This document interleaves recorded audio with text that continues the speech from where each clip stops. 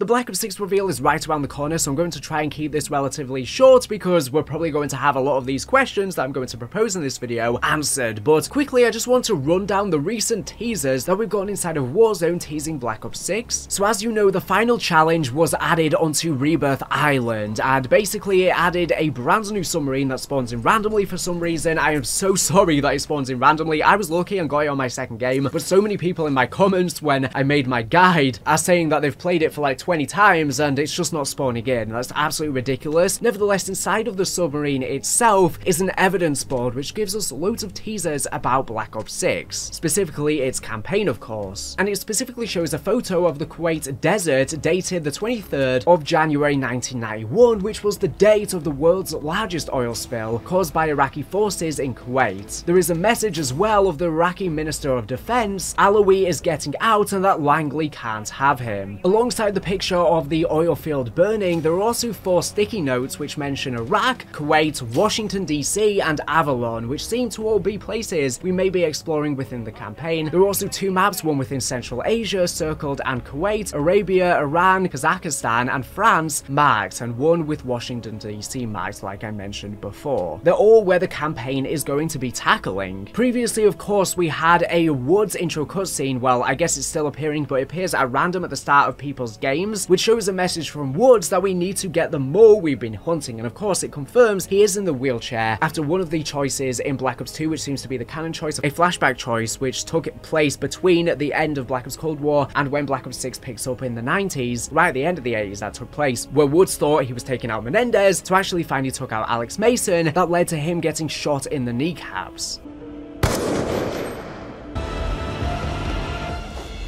Mason! Menendez! Now, of course, this CIA message was supposed to, I think, be referring to Hudson back in the day. It's been a while since I played these games, but people are now thinking, well, maybe Adler is now the mole in the CIA working for Menendez all along, but I feel like that's not going to be the case, actually. I really am convinced now that Adler is being framed by the CIA into being a mole and a traitor now, with all things considered. Before I continue with the rest of the video, I first have a very awesome message to share with you, and then we'll be right back, so stay tuned. Have you ever dreamed of controlling time itself while battling through a near-future sci-fi world? Well, now you can with the Cronus event. The demo for the Cronus event is actually out right now, available for free on Steam and the Epic Games Store, and trust me, this is one game you don't want to miss. It's a dynamic third-person roguelite shooter that gives you the power to manipulate time. Imagine rewinding crucial moments and engaging in combat alongside your past selves. It's not just about shooting and surviving, it's about mastering the tactics of time travel to turn the tide of battle in your favor.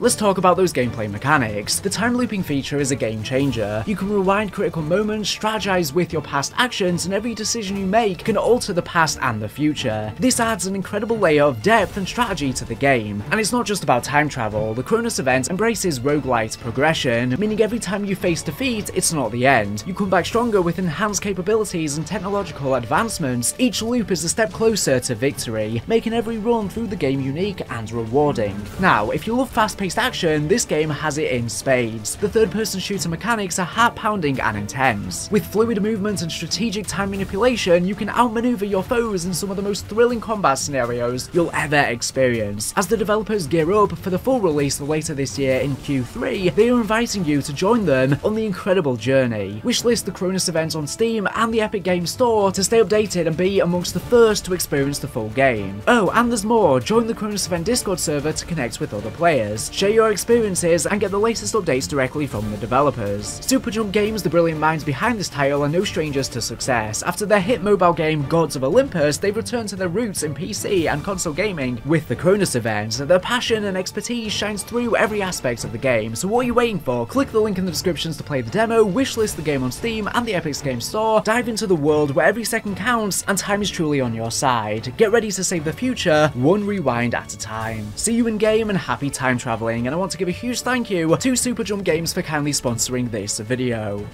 Now, interestingly, where Woods is located in this cutscene appears to be the islands of the Sea of Sardinia and Italy, so they could also be locations in the campaign. But yeah, it does seem like Adler might be getting framed. Of course, we've had intel in the game saying she never lets me down and they died by a traitor's hand, and there's a load of bullet holes which seems to indicate the number of people that he killed, well, quote-unquote killed with the Sally pistol, explaining how that ties in. And we also know that there's different Project Sally numbers, implying that there might be different members of this Sally operation, potentially 8 members. We don't know who they are though, and maybe Adler's being framed as causing the death of all of these people, but it's not actually true. Call of Duty sent out an alert the other day saying all agents are advised to remain on high alert while an active manhunt continues, and it says former agent Russell Adler is wanted on charges of espionage, treason, and falsifying official documents. Adler is highly trained, knowledgeable, and lethal. Do not approach. Report sightings to local field office with code shades. And this is dated the 30th of May 1990. Now, interestingly enough, and like I've talked about in prior videos, of course, Adler was brainwashed by Perseus in the post-launch of Black Ops Cold War, but seemingly Alex Mason then undid this brainwashing. However, maybe he is being framed and the CIA are just going to use the fact he was brainwashed by Perseus to excuse this event. Now, obviously, in the canon ending of Black Ops Cold War, he kills Bell, so don't get me wrong, Adler should not be trusted. He is shady, but at the same time, he could still be getting framed. As Hope points out, Russell Adler, when he was concepted in Black Ops Cold War, apparently took heavy inspiration from a movie featuring Robert Redford, who is actually based on a real-life character. And he looks very similar to like we see him in Black Ops 6 with his clothing and this long collar as if he's hiding from the CIA. And if we look at the description of this movie, on a seemingly ordinary day, Joe Turner, Robert Redford, a quiet CIA codebreaker, walks into his workplace and finds out that all of his co-workers have been murdered. Horrified, Joe flees the scene and tries to tell his supervisors about the tragedy. Unfortunately, he soon learns that the CIA higher-ups were involved in the murders. With no one to trust and a merciless hitman, Vax von Sydow, close in his trail, Joe must somehow survive long enough to figure out why his own agency wants him dead. So maybe the campaign premise is going to set up where something happens maybe in Iraq at the start or elsewhere where a bunch of CIA operatives die. Potentially either this was intentionally by the CIA or even an accident, but anyways, they try and shift the blame on Adler when maybe he's not actually guilty of this, and the whole campaign's going to be him in hiding, going rogue, exploring that. As we see within this image, he appears to be talking to someone, potentially Sims, because they have a very similar cap, and maybe he's going to be trying to contact characters that we had in Black Ops Cold War to try and argue his innocence. At the same time, apparently Woods has gone rogue as well. I don't know how he's in a wheelchair, of course. I don't know how he's going about and not being caught, but if he's gone rogue, it doesn't necessarily mean he's being framed too, but maybe it could just be that maybe he's siding with Adler. After all, Woods seemed to trust Adler a lot in Black Ops Cold War. Stand down. This little pissing match isn't gonna help us catch Perseus. Tell them your own version of the truth. There is no truth. Only who you choose to believe. Adler knows all about that. Don't you, Russ?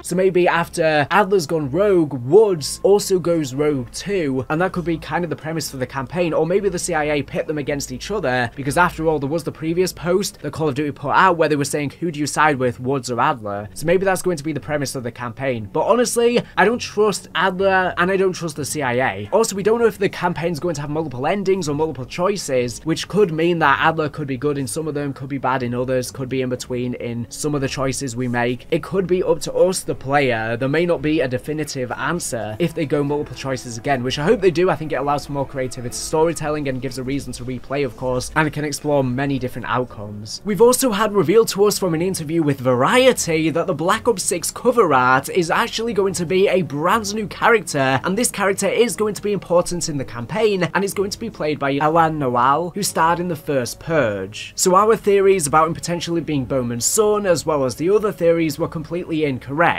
But this is interesting because many were saying, well, all of the previous Black Ops cover arts characters have not been important to the actual campaign, but this time around it seems he's going to be an integral character, and in the interview he talks about the premise for the campaign being around the question of, is the government against you, with the Truth Lies marketing? So I'm so excited to see his character in action. Anyways, that's all I wanted to say so far. Thank you for watching the video, and make sure to subscribe if you're not here for latest and greatest Call of Duty news and information. So anyways, thank you for watching, and bye.